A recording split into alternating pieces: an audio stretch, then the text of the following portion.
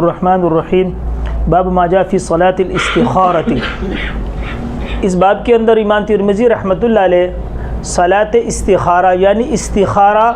یہ خیر سے ہے، استخارہ یہ خیر سے ہے یعنی اللہ جل جلالہ سے خیر کو طلب کرنا یا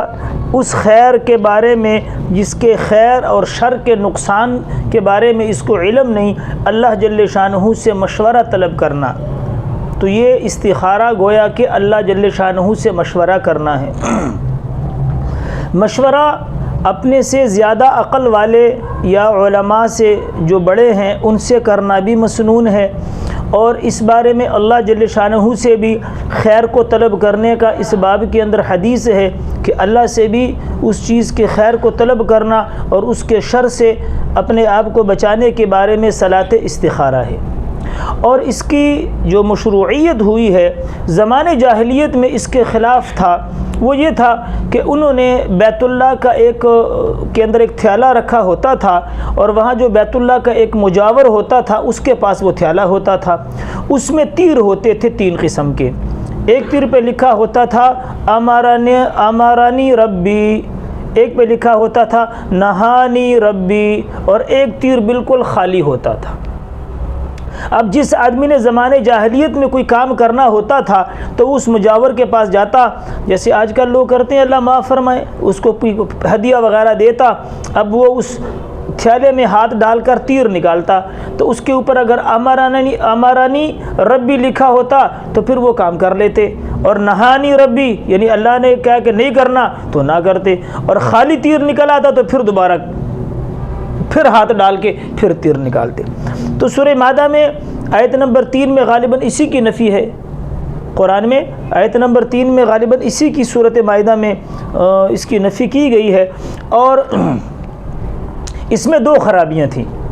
اس کام کرنے کے اندر 2 خرابیاں تھیں۔ ایک تو یہ رسم تھی زمانے جاہلیت کی، اور عجیب کام ہے جب تیر رکھے ہیں تو لامحالہ طور پہ کوئی نہ کوئی تیر تو اس میں نکلے گا بھائی، ایک تھا۔ دوسرا یہ اللہ جل شانہ پہ جھوٹا بہتان تھا کہ اللہ نے مجھے حکم دیا۔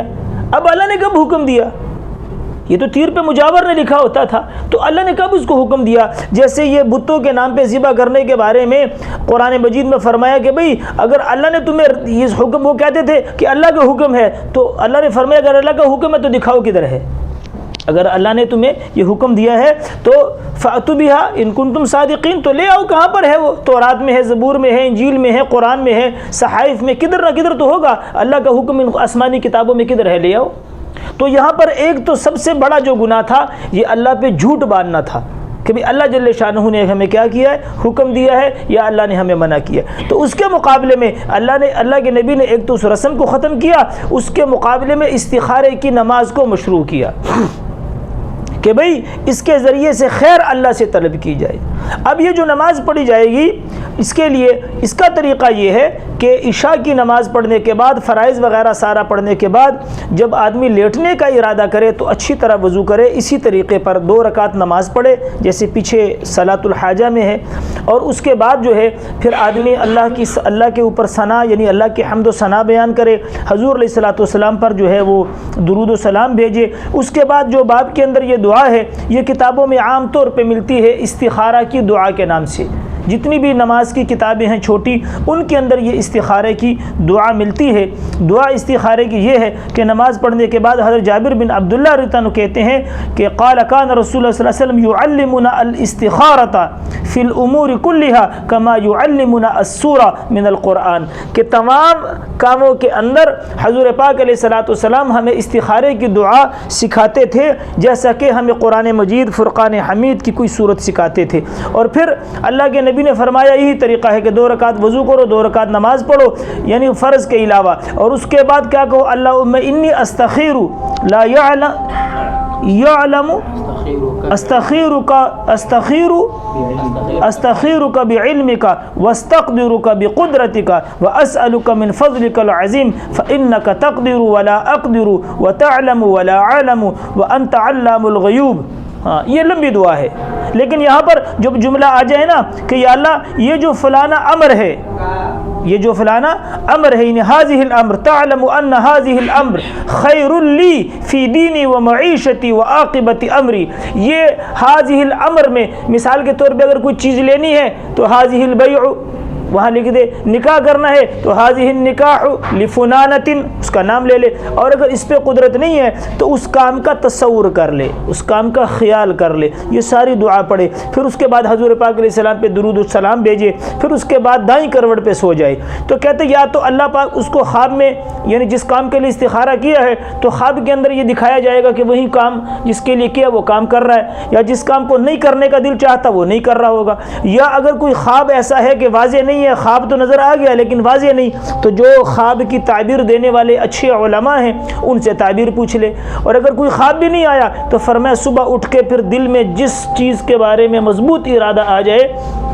اس کے اوپر اپنا عمل کر لے، اسی میں اللہ کی طرف سے خیر ہے. اور یہ بات بھی یاد رکھیں کہ استخارہ فرض کے بارے میں، واجب کے بارے میں کوئی استخارہ نہیں ہے کہ فرض اور واجب کرنے ہیں. اسی طرح سنت اور مستحب جو ہے وہ کام کے بارے میں بھی کوئی استخارہ نہیں، سنت اور مستحب کرنے ہیں کیونکہ ان کا غیر اولا نہیں ہے، یہ کرنا اولا ہے. اسی طرح حرام اور مکروہ تحریمی کے بارے میں بھی کوئی استخارہ نہیں ہے، اس سے بچنا ضروری ہے. استخارہ صرف مباح کاموں میں اور وہ واجب کام کے جو متعین نہیں ہے، جس کا تعین نہیں ہے اس کی تعین کے لیے استخارہ کرنا، یا کوئی مباح کام ہے جیسے بیع، خریدنا، نکاح وغیرہ ذالک، کوئی جگہ لینی ہے، کوئی چیز لینی ہے، یہ مباح کام ہے، ان کے کرنے میں نہ ثواب ہے نہ چھوڑنے میں گناہ ہے، تو ان کے بارے میں استخارہ ہوتا ہے. فرائض، سنت، واجبات، مستحبات اور حرام اور مکروہ تحریمی ان کاموں کے بارے میں کوئی استخارہ نہیں ہے. فرض، واجب، سنت، مستحب کرنے والے اعمال ہیں، ان کو کرنا ہے، اور حرام اور مکروہ تحریمی نہیں کرنے، اس کے بارے میں کوئی استخارہ نہیں، اس کو چھوڑنے ہیں. یہ چھوڑنے کے لیے استخارہ صرف مباح کاموں میں اور ان واجب کاموں میں ہے جن کا وقت یا وہ چیز متعین نہیں ہے، تو ان کی تعین کے لیے اللہ جل شانہ سے استخارہ کرنا. اور اس کے اندر بھی حکمت یہ ہے، خلاصہ کلام باب کا یہ ہے کہ اس میں بھی آدمی فرشتہ تباہ ہو جاتا ہے اور آدمی کا دل مطمئن ہو جاتا ہے. اور یہ بھی گویا کہ ایک وسیلہ ہے، جیسے ہم اللہ جل شانہ کا اعمال کا وسیلہ دیتے ہیں، اسی طرح نماز پڑھنے کے ساتھ یہ بھی ایک وسیلہ ہے کہ 2 رکعت نماز پڑھی، دعا کر لی اور اللہ پہ بھروسہ اور اعتماد کیا کہ یا اللہ اس کی جو خیر ہے وہ مجھے نصیب فرما. آپ جانتے ہیں میں نہیں جانتا، آپ قدرت والے ہیں میں قدرت نہیں رکھتا، آپ پوشیدہ چیزوں کو جانتے ہیں میں نہیں جانتا، یا اللہ اگر یہ کام میری دنیا، دین، آخرت، معاشت کے بارے میں بہتر ہے تو یا اللہ اس کو کر دے، اور اگر اس میں میرے لیے کوئی خیر نہیں، میری دنیا اور میری آخرت کے لیے بری ہے تو یا اللہ اس کو میری طرف سے پھیر دے.